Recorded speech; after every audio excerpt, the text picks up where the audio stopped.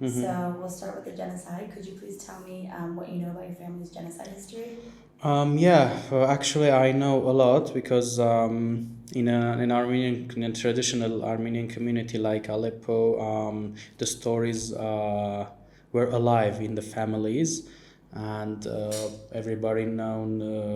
almost everybody known their stories from their fathers or mothers, grandparents told sometimes. So yeah, we know. I know that my father's grandfather came from the city of Aintab, from the Kilikian Armenia, uh, between 1910 and 1915, and settled down in Aleppo and started his life from a very small craftsman workshop. He was a shoemaker, and the generation continued from him. And so they left before the genocide started. Yeah, my paternal side didn't seen actually massacre in their like own family, so they came while everything started. While my maternal side, of course, saw genocide. They came from Urfa, so my mother's grandmother. She is the only person survived from her family. All of the her family members were massacred in front of her eyes. She managed to hide, and then go also came to Syria. Do you know why your father's family left before 1915 or why they just decided to leave the Ottoman Empire?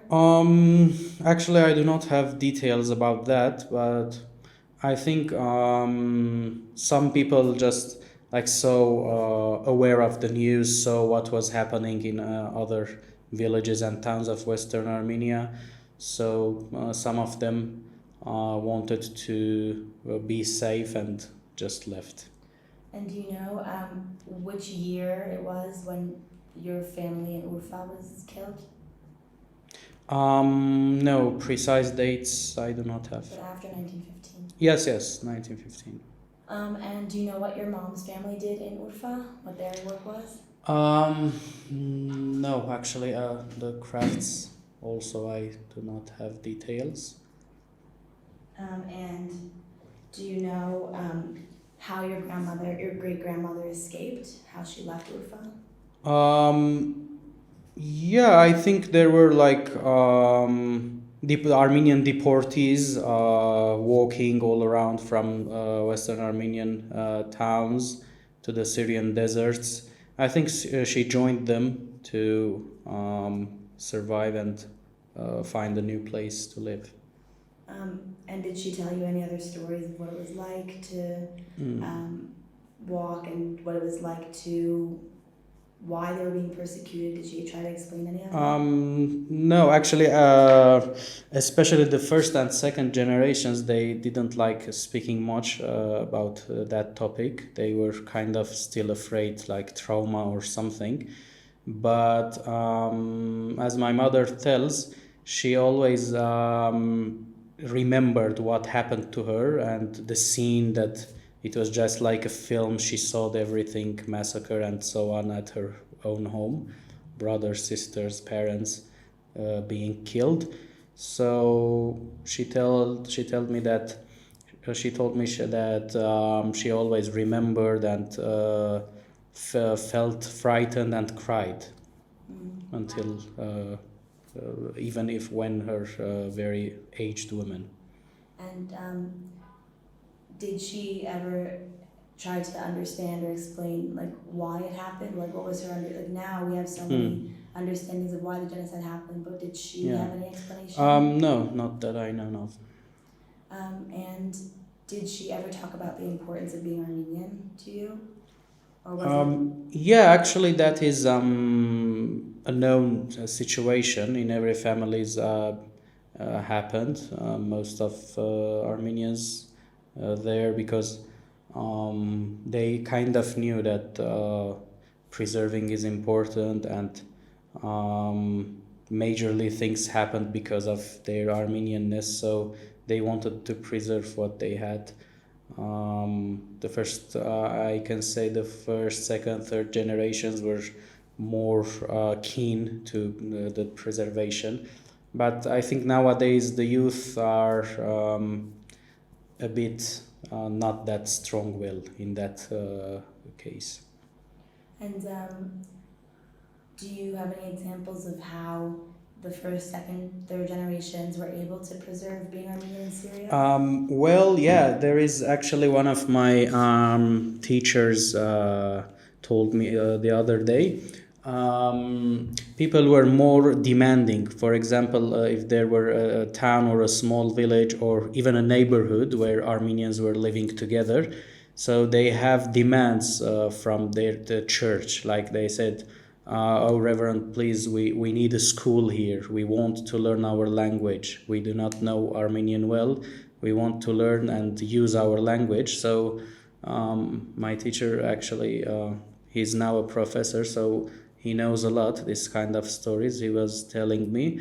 So actually it's beautiful stories because I can say that nowadays I do not see such demands, but people back then they had more strong wills and wanted to have churches, schools continue their own culture even out of their homelands. And do you know like what some of the challenges were starting new lives in Syria for your dad's side and your mom's side? Well, actually, at that times, they just tried to work hard and do their crafts. Well, there are other stories from orphans. For example, Armenian orphanages, they taught to the children some crafts and things to work. So mainly Armenians had their crafts in their hands and tried to work, and slowly they gained everything by working hard and offering whatever they can do. And do you know, not in your generation, but in the earlier generations, what the relationships were like between the Armenians and the non-Armenians in Syria?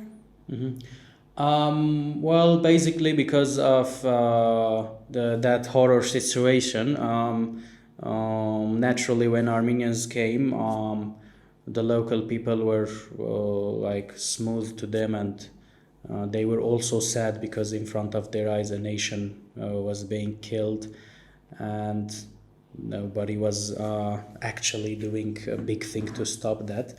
So I think in the first generation they were not as friends as now, but they used to live with them by time, especially at work and business, because also the Arab world is a big world. Armenians worked and they offered their products to the locals, and the locals trade them. So I think slowly like friendly relations developed. And then for you growing up in Syria, like what was your interaction with Armenians and non-Armenians like? Yeah, actually, the traditional diaspora everywhere around the world used to be more closed, a closed circle, Armenians living in the same neighborhood, doing every activity with each other.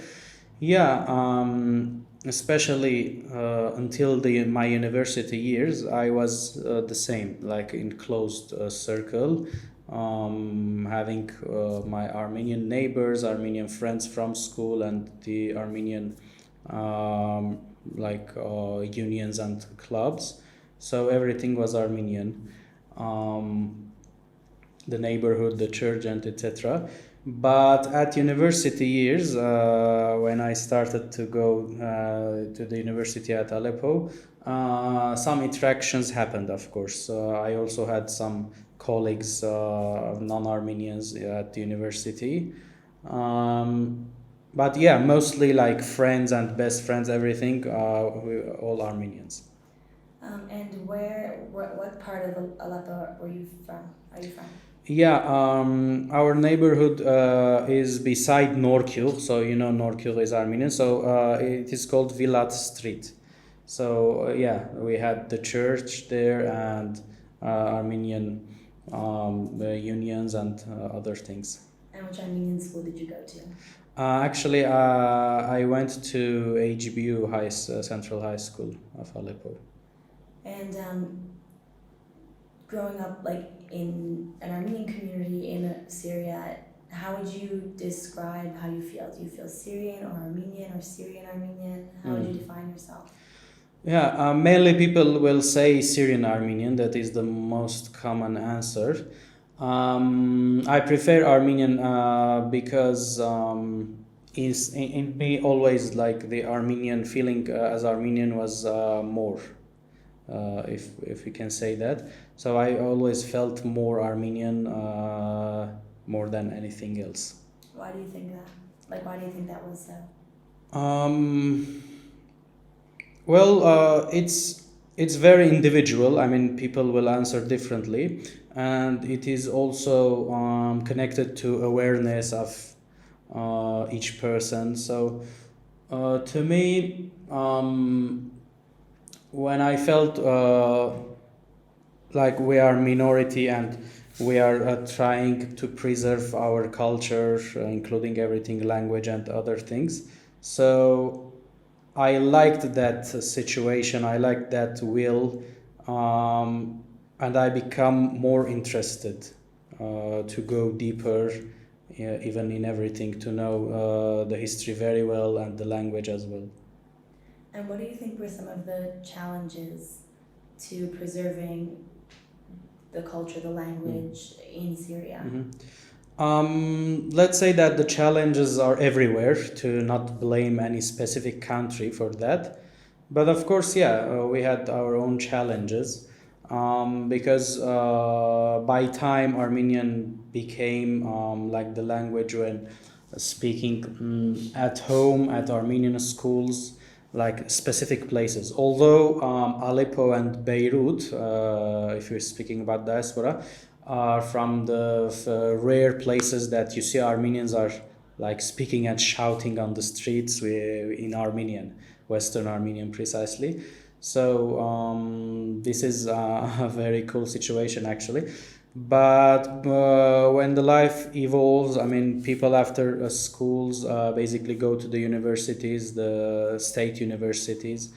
So, and the Armenian become lesser and lesser, the usages, the terminology in the work.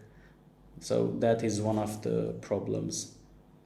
And what do you think is the danger or the harm in having the use become less and less? Like what, for you, what are you worried that becoming Armenian will eventually become less important? Or like why is it important to you to preserve these things? Oh, I want also to add, for example, I always try to convince, to persuade the youth about the like the importance of the Western Armenian. But the thing is, we can't find actually a core reason. For example, a university student can say there, well, I am finishing, I will work in Arabic and will watch a movie in English. So what's the reason of like knowing the Western Armenian very well or continue to learning it? That is also a major reason. To me, yeah, it is important because, I mean, losing the territories, the physical homeland, our homeland became the culture, which is kind of in the air, and we preserved it, especially the language. No Western Armenia as a land, but at least Western Armenian as a language, literature. So it's living still. It's still living. And do you see it becoming revived at any point? Yeah, actually, although quite few people like use it or write it in the academic sphere or in very specialized spheres, but yeah, it is being used. There are a bunch of like new words that we didn't use before 50 years. So we are keeping evolution. Sometimes we compare what the Eastern Armenian has and If we do not have, we try to invent the Western equivalent of it by searching in dictionaries or bringing back from the old language. And like, were there resources available to you in Syria to begin this work of preserving and studying Western Armenian? Yeah, in Syria, actually, you can go to schools. There is one higher institute of Armenian studies under Hamazkain. So yeah, if some and there are also like libraries in the Armenian Union buildings. If the person wants, he or she can find the way, but of course they should have like the motivation to do it. And was this something that in Syria you began to really care about, like preserving Western Armenian, or was it more when you came to Armenia and you saw that it was? Actually, I always cared, starting from the school years, but going far from your own community, your own small circle, and then looking for that under the scope, it is really different and useful and helpful, I can say, because there you were living. I mean, we were saying Armenian words to each other when speaking. Sometimes some words were wrong in it, and nobody actually felt or really cared. But when now I see more like as a research topic, so yeah, my caring and awareness levels are very much higher. And what did you study in university in Syria?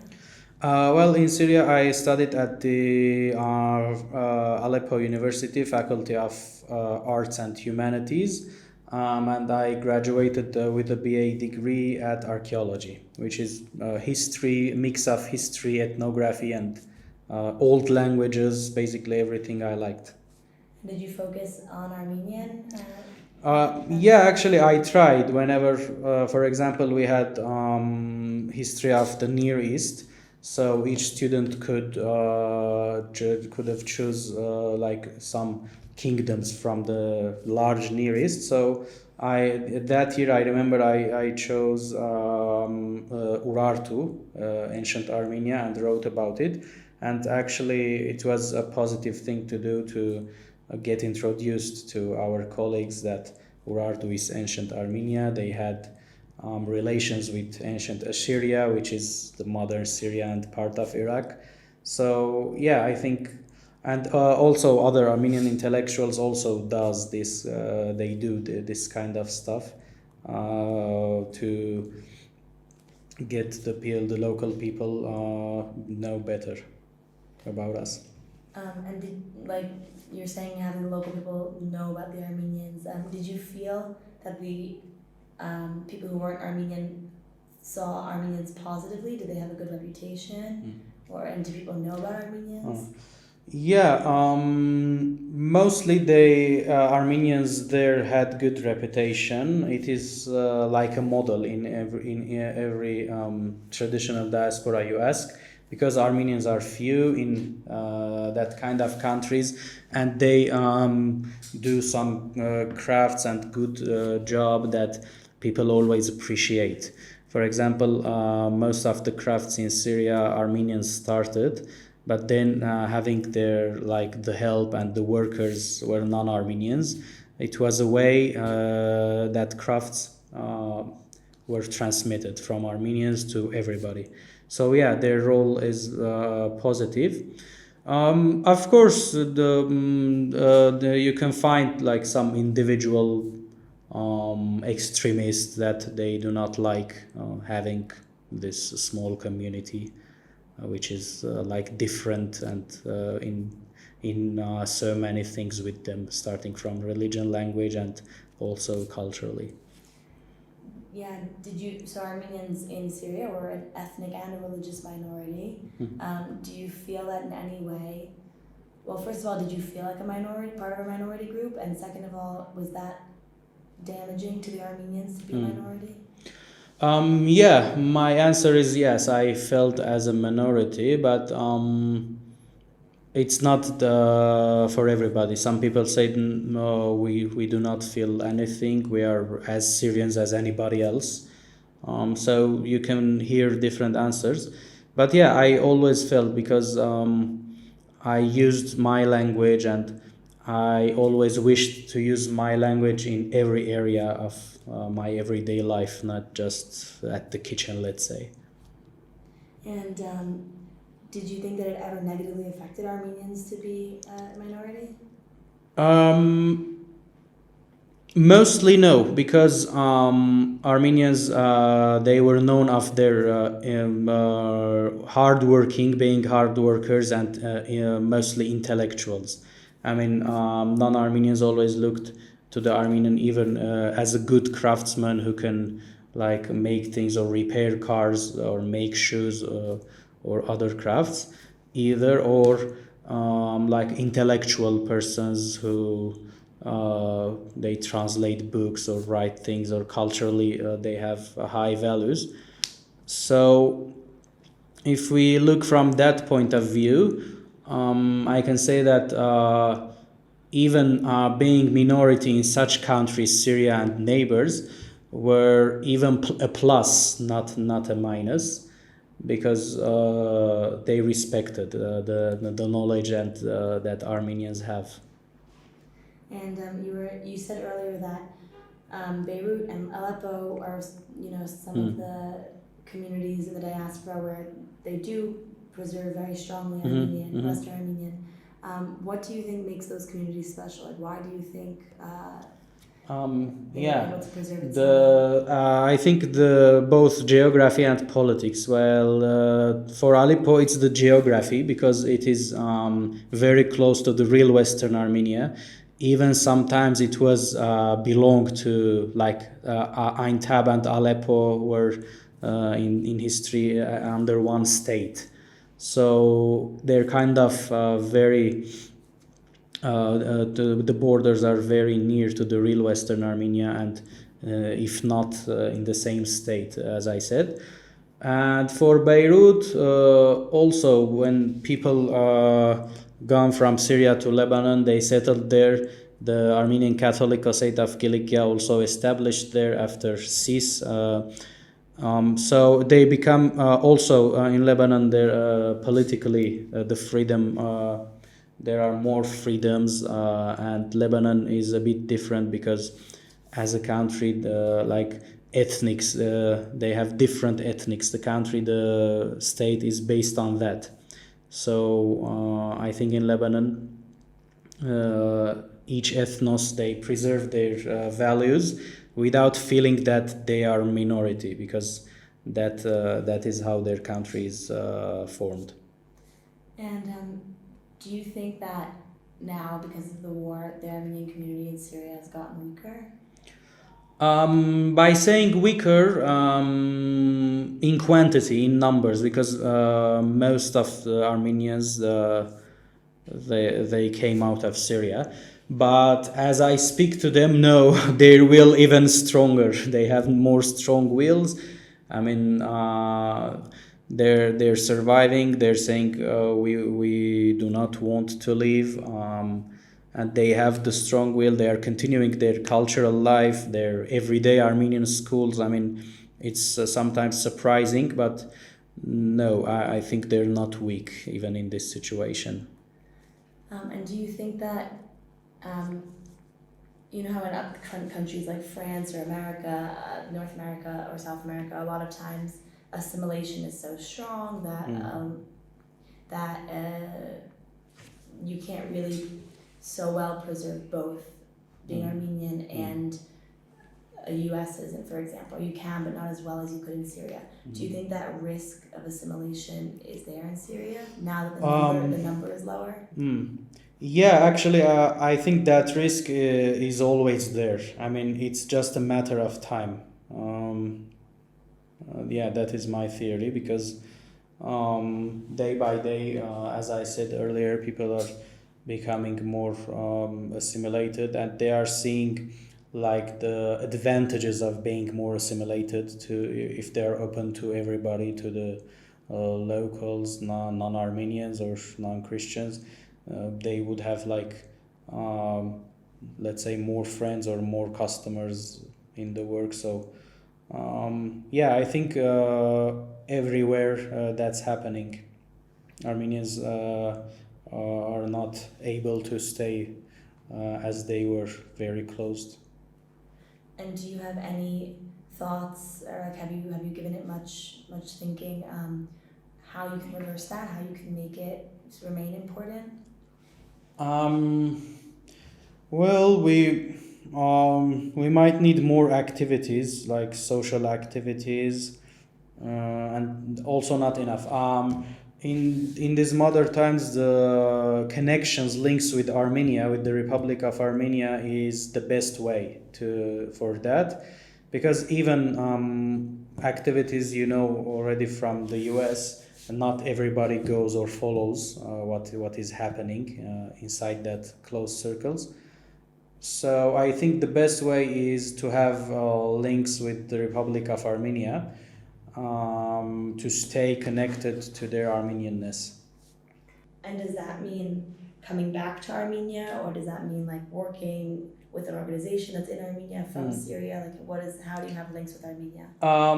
They can participate in forums or other kind of programs. For example, Hamazkain has a forum. They bring people from Syria and other countries to Armenia, summer camps and that kind of stuff, because not everybody can make a decision of repatriation. So the best way is to be included in these via programs or other things that are taking place, to have more connections and like real connections with Armenia.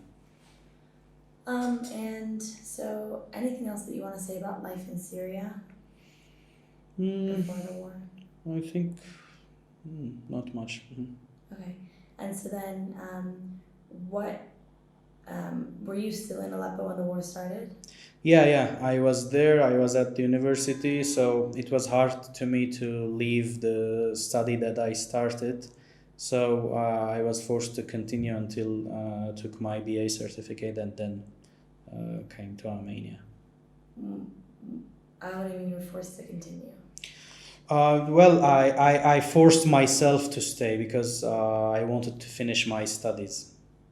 And do you know, before the war started or before anything started happening in Syria, did you see any clues that something was going to happen?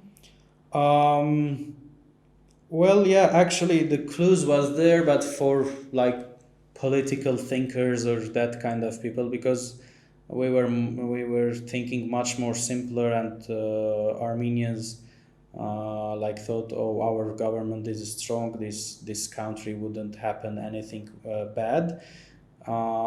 Even when the war was near, I mean, at villages around Aleppo, and we are showing like the lights of missiles, and we were gathered with neighbors, but people's awareness weren't that much, because they said, oh, that are in the villages, this won't come to the country. That's impossible. This is country. We have industry. We have economics. We cannot imagine missiles coming on the country. So like nobody imagined. But yeah, as I said, if someone is political thinker, they must have predicted. I mean, seeing also the neighboring countries weren't well enough. There were war in Iraq. So yeah. And like when people were not believing that it was going to come to Aleppo or to any of the cities, what were you thinking? Did you also believe that? I wanted to believe, yes, because we were there and we had our everything there. Our house and my father's job and our community. So we kind of wanted to believe for that, even if it's not completely true. And then when was the first time that you realized, okay, like this is real and it's here? And yeah, when the missiles and bombs started coming over the city, and I mean, the major hit for me was when I was at the university at my final year, and the university building beside our building was bombed, and it was the biggest shock of my life, and it stayed trauma for a couple years, and then I recovered. So it was horrifying. We were writing our exams, and suddenly we heard some airplane sounds, and the next thing happened was bombed the building, which is a couple of meters beside us, and our like glasses, windows, everything were exploded, and the chaos started. Everyone started to run. To some of them hide, some of them run out of the university. So yeah, that day was the biggest shock of my life, and I felt like um, actually it's an actual war. What year and month was that? Do you remember the date? It was 2013, January. Yeah, I remember. And do you know who the bomb came from, or which forces, which side?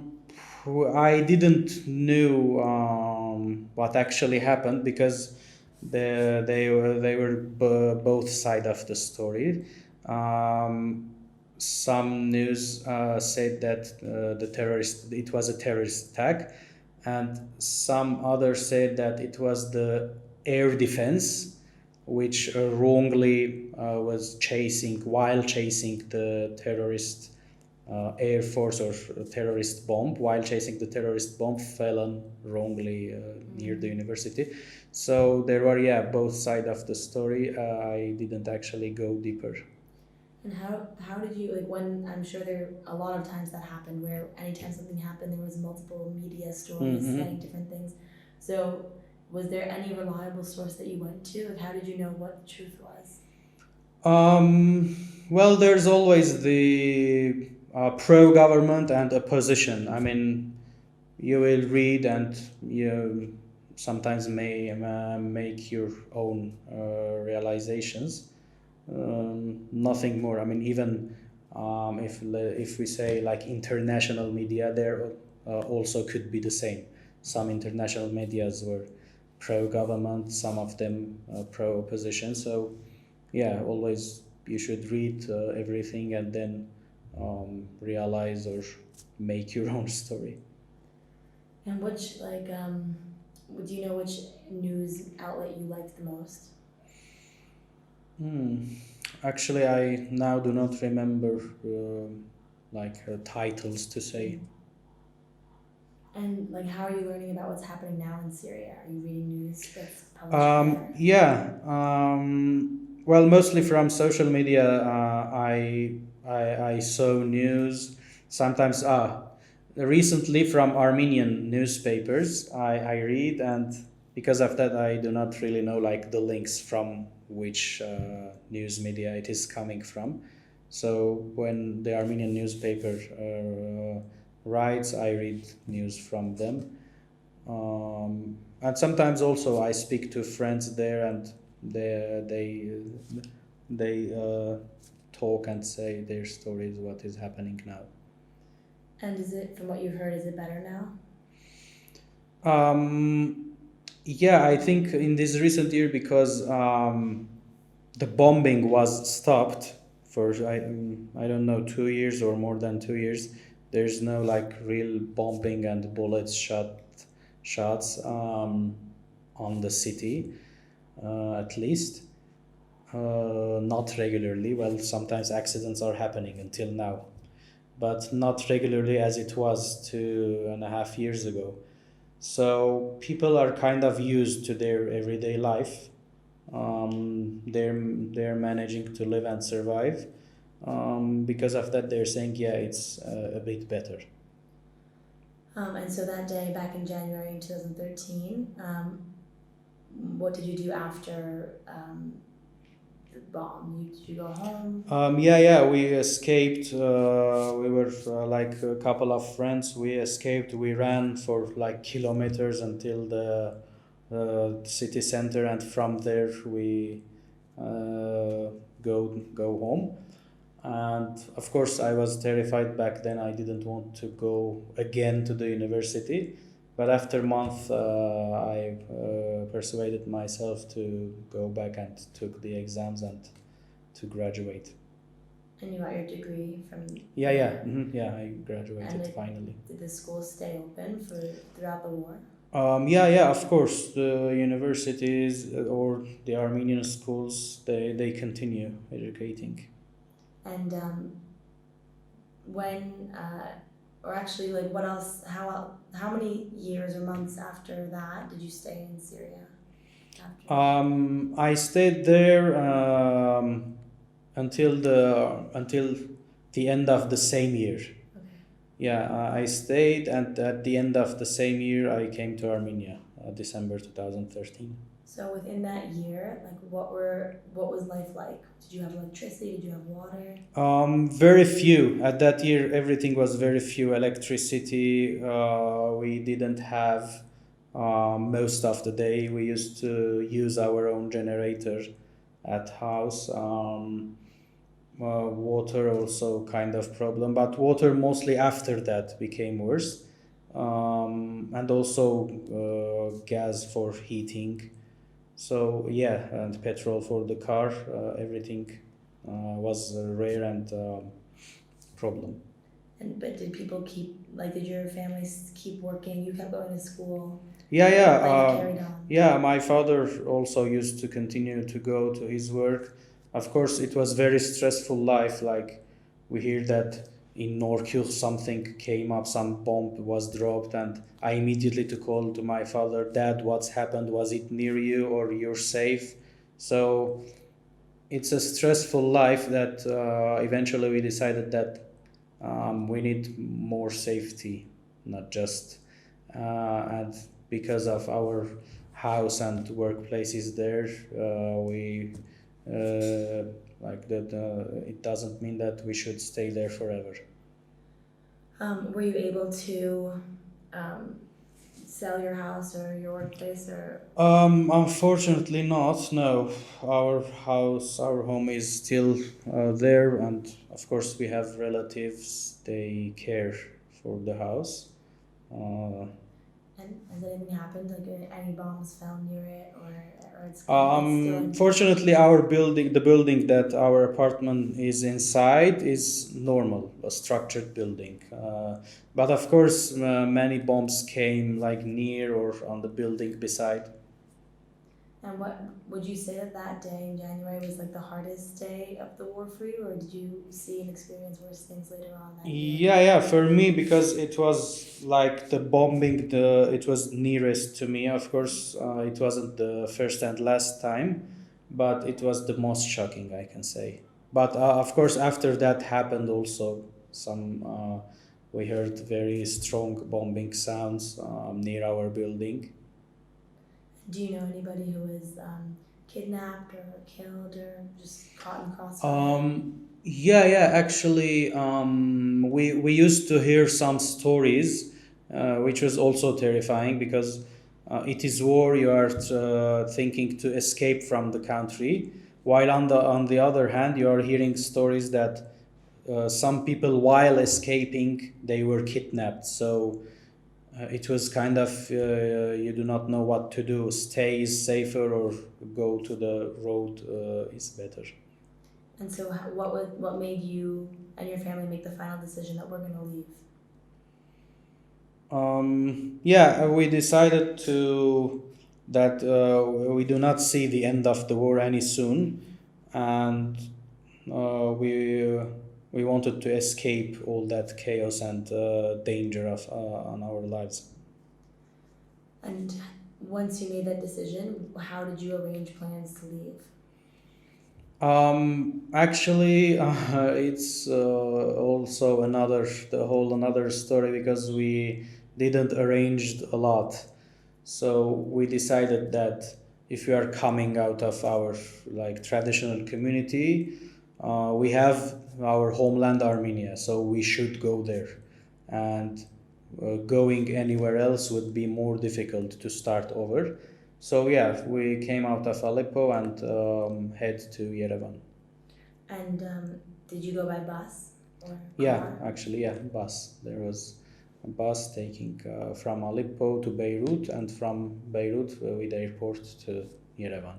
And who was running these buses? Was it the government or was it just like random people who had buses? The buses were like organizations. They were working organizations. They, no, not government, but private organizations. Yes. And what was the bus ride safe for you or did anything happen? No, it was safe. Yeah, because there were of course different routes. Um, but I mean, I do not want to talk about it a lot because it feels me stressful thinking of that again. But I can say that there were different routes. Some routes people said it is like the under the government, so you can go and nothing happened. So we took that route. And then once you got to Beirut, how long did you stay? Actually, we didn't stay much because we were already designed to that we are going to Armenia. But for example, some other friends or people from Aleppo, they stayed long, like months or even years. They tried to live there and so on. But we stayed nearly a week or less, and yeah, we had relatives there, so they housed us. We were guests at their house, and then we catch our flight and came to Yerevan. Did you be able to bring a lot with you or each person had one suitcase? Oh, no, actually, I didn't brought everything with me. Just the most important things. And that was also one of like emotional moments when I was leaving my house there. I left almost the biggest part of everything, the things, books or memories from childhood that I love. They still there, but I just brought with me the most important things, some books that I wanted them to be with me, and clothing. Which books did you choose? um, Books, well, mainly I think there were kind of encyclopedias or history and geography books, but not specific. They also contained, I mean, not necessarily just about Armenia or Armenians. They were like international or things that I studied, history related. And what? Just out of curiosity, why couldn't you bring everything? Like it was, you had a limit of how many suitcases you could bring. Actually, we didn't ask about the limitation back then, but we know that this is kind of a deportation situation, so um, it's not in the best conditions to like making a move out, move into another place. So it was kind of deportation. We thought we should have with us just the important things that we need to live and survive, not think about luxury. When you said deportation, it made me think. Did you or your family or any friends, did you ever think of what's happening now in Syria to the Armenians as similar to the genocide? Yes, actually, it is similar. Also, people's thoughts are also similar because back then, my grandfather say when their parents came, they were always dreaming of going back to there. Some families also they brought their like official papers with them to go back to Western Armenia again and claim their houses or landships. But the same emotions also happened to Syrian Armenians. They traveled, and some of them always dreaming about when the war ends, they want to go back to live again at their houses at Aleppo. But to many, it didn't happen, and they slowly realized that whenever they gone to the new countries, be it Armenia or overseas, people. Some of them stayed for 2 years, like temporarily, and then they started to realize that no, it's not temporarily, and they're studying, working, and they're establishing their new lives. Do you think that the memory of the genocide, and you said earlier that for the Armenian families, it's a very important thing to tell the genocide story. Mm. So, having known that this kind of deportation happened once before, do you think that influenced Armenians in Syria to leave earlier in any way? Oh, yeah, there were some friends or Armenians from there that left earlier because some people just heard some war noises before even it was very stressed. They heard some unwanted noises and they left. Few Armenians, but most of them stayed. And as for the traditional diaspora, the story of the genocide stayed as the core thing to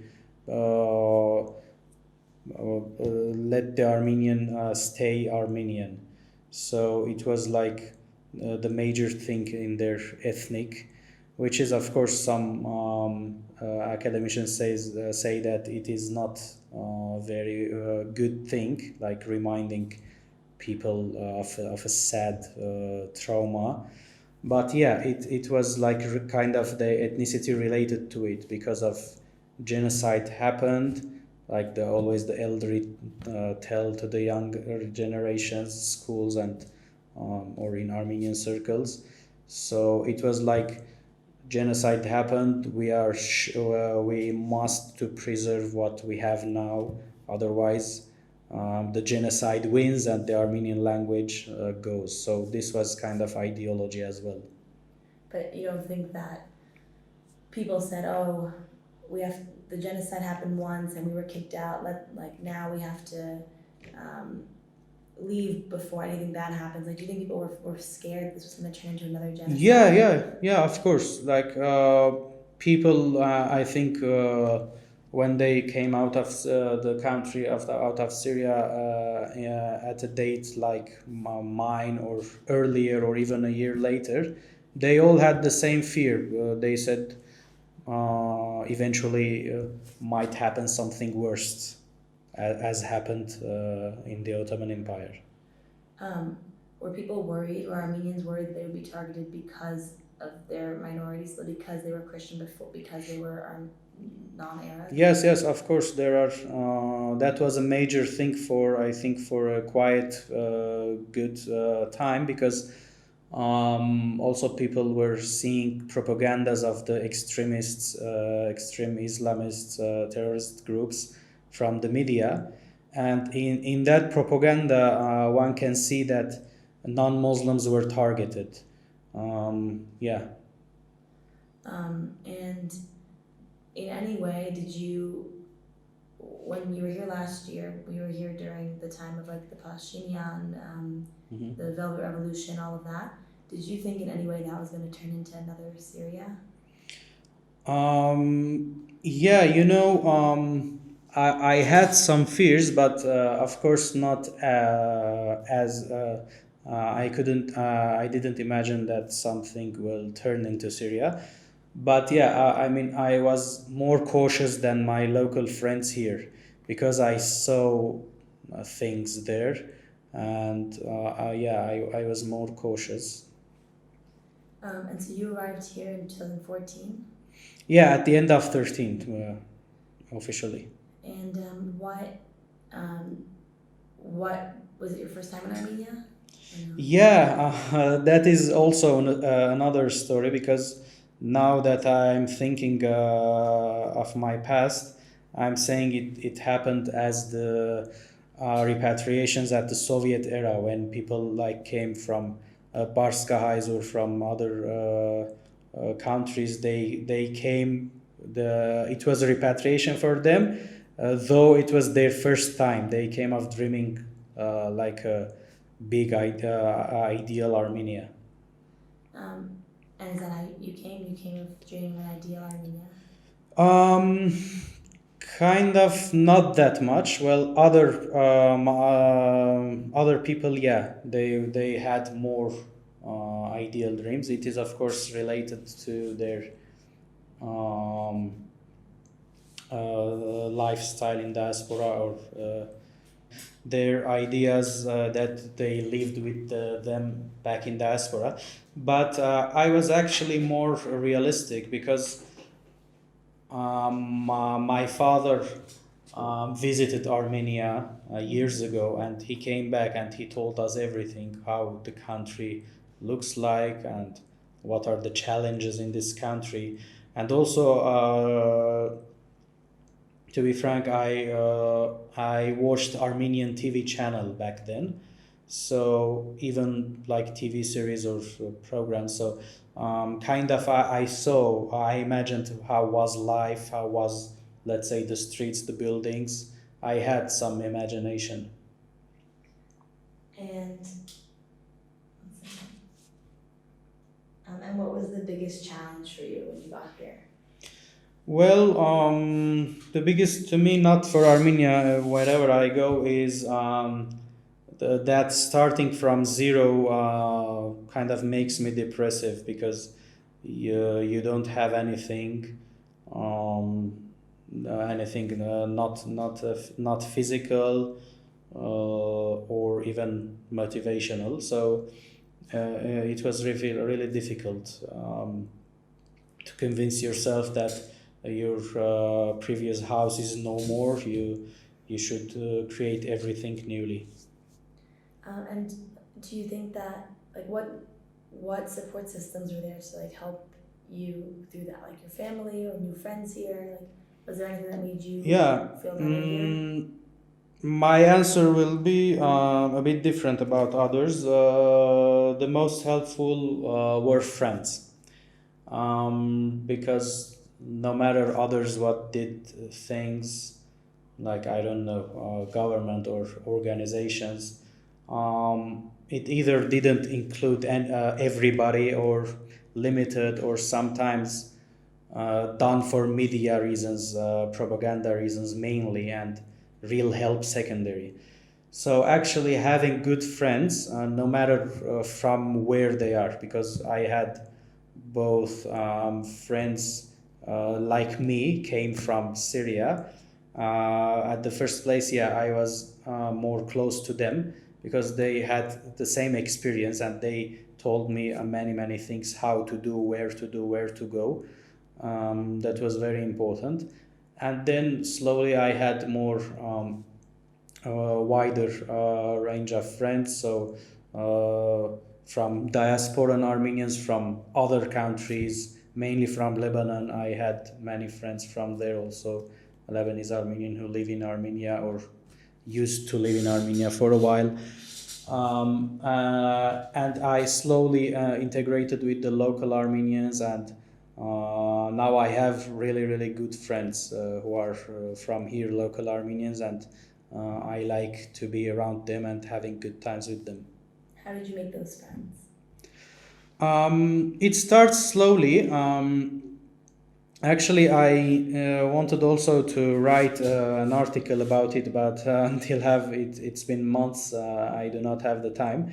It is the transmission from an Armenian in a closed circle to a real Armenian citizen. So if you see the things from that angle, um, at the first place you come, many people came to Armenia and say, we have our Armenian organizations and we used to go to events. Now what should we do here? Well, actually, the answer of that question was very easy. Because of this country is whole Armenian, we do not need like any organization to precisely invite us like from our neighborhood and say, please come, this is an Armenian event, because every event may basically is an Armenian event in Armenia. So you should just follow whatever you like. For example, I used to go to many events, basically cultural things that I like. For example, when premieres of books I used to go, or movie screenings, or other like public lectures, or that kind of nights that took place, and they were interesting to me.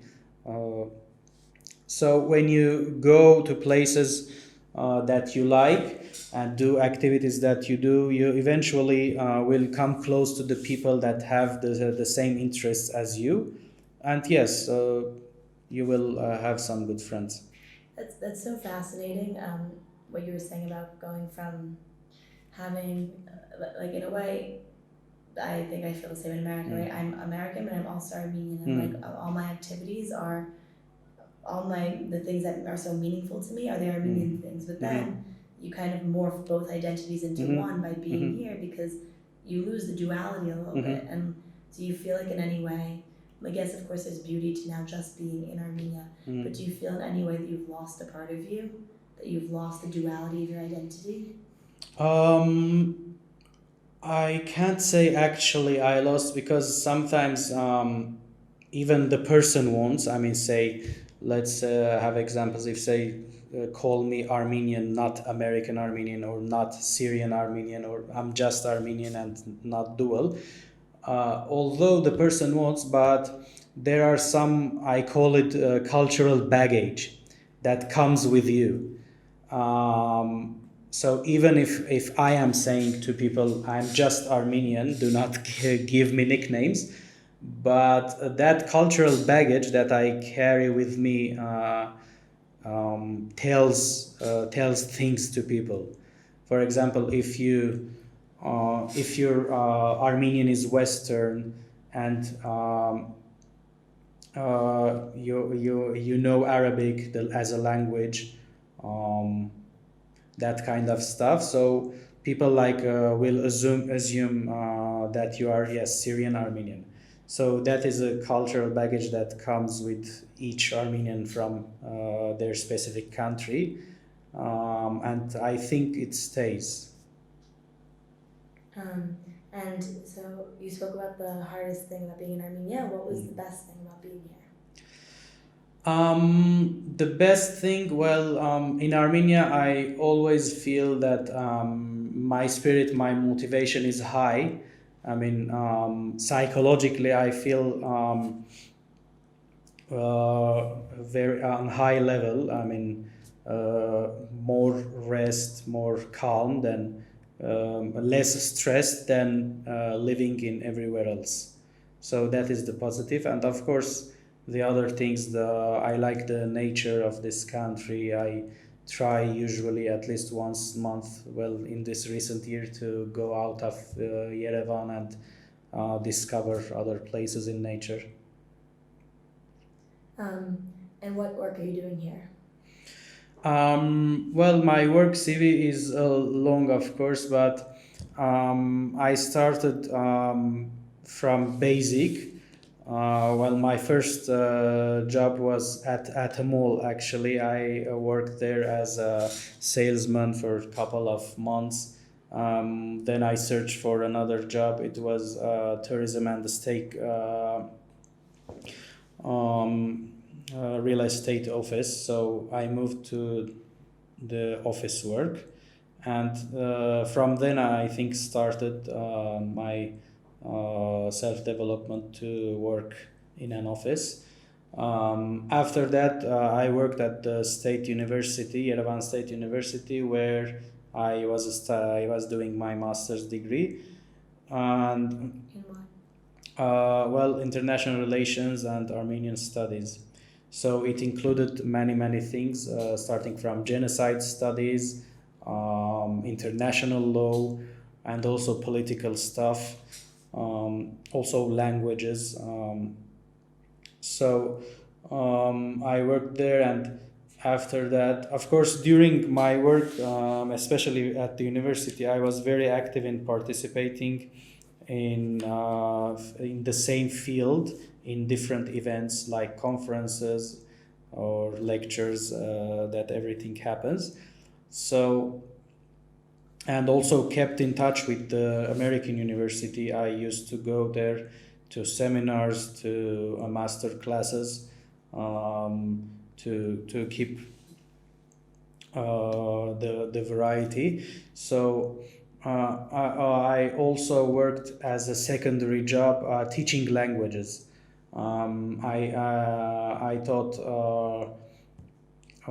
intermediate English and also Arabic, Levantine Arabic, and Western Armenian. Well, ended up focusing on the Western Armenian because I like when I see somebody's learning, somebody's trying to learn Western Armenian, and I'm being helpful. So it makes me happy. You can say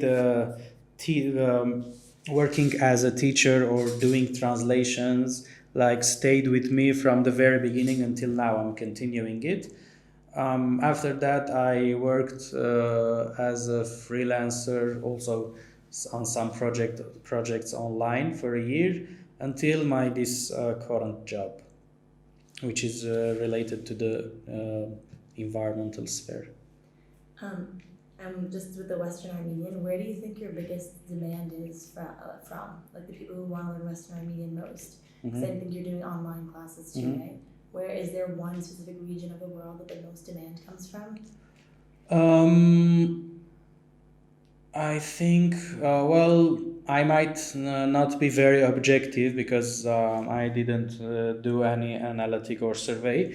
But for me, most of the students that applied were from America, actually, the US, and basically their parents were the speakers of the Western Armenian language, so they like advice to their children to continue to learn this language to be able to speak with each other. And why? Clearly, it seems like it's important to you to preserve Western Armenian. Like, why do you think? You already explained it, but why do you think it's so fulfilling to you? I'm sorry. Why do you think it's important to preserve being Armenian in general? And are those two things connected, the language and being Armenian? By a specialty, I'm saying because it's not general. Because some people might not think the same, but by specialty because I'm into like history in general and Armenian studies in specific, my interest. So I'm more keen than any other person. But in general, yeah, if you have civilization, if you have history of kingdoms that you are proud of, and the heritage you have now, so all of that like package makes me want to continue because we are a small country and spread nation that we are in different countries. So for us, it is important to hold our ethnicity, to be close to our roots, because eventually, as a state, we are small, and if you have the state, that is the first thing that guarantees your continuation. We have also in history or in ethnography the example of other nations who preserved their languages but did not maintain their statehood. So because of that, I give very, very importance to the Republic of Armenia. And although the Western Armenian is secondary in the country, 90%, if not 100% of people here speak Eastern, but having a statehood is the guarantee of the continuation of our civilization. Do you think that there's room here for Western Armenian to grow and thrive again? Yeah. Actually, in recent years, people from different diasporas are coming and they're speaking the Western Armenian. It is more common now than before, and even the locals are more familiar now than before. And do you think that, have you seen most of the people from Syria who move here, or from Lebanon, or from the Mm. diaspora, when they move here, do they continue speaking Western Armenian to each other, or do they switch to Eastern? You're saying each other? No. With each other, right. Each other Western, 100% Western. So people have really learned to accommodate, like, to do both. It's not like one overpowers the other. Yeah, yeah, both stayed. Well, of course, in work, the youth and in school, the youth are more oriented to the Eastern because they're using in schools and at the markets when you are working and you're in the economic market. So Eastern is powerful, of course. And do you ever wonder, like, what's gonna happen when the Syrian Armenians who are living here, if they stay here, when they have kids? Do you think they'll speak to their kids in Western or Eastern? Actually, we have few examples because the parents are still speaking Western at home. So those kids are surprisingly maintaining both.